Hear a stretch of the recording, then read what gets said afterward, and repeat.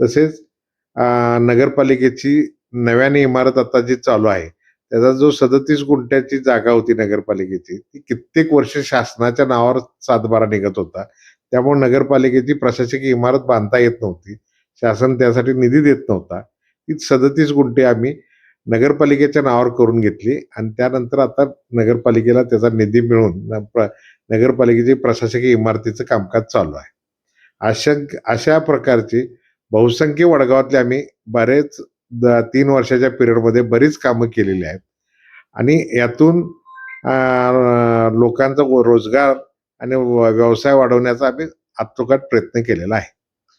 वडगावमधील सगळ्यात महत्त्वाचा जो प्रश्न आहे तो रुग्णालय असू दे आणि ट्रॅफिक यावरती तुमचं काय काम असेल येणाऱ्या काळामध्ये? आत्ता नवीन सरकारी रुग्णालयाचं परवाच आमचे विकासराव कांबळे यांच्या माध्यमातून एक चांगलं आंदोलन उभं राहिलं. त्यानंतर खासदार, आमदार या लोकांनी चांगल्या प्रकारचं सहकार्य करून आम्हाला सरकारी वडगावात रुग्णालय मंजूर केलेलं आहे.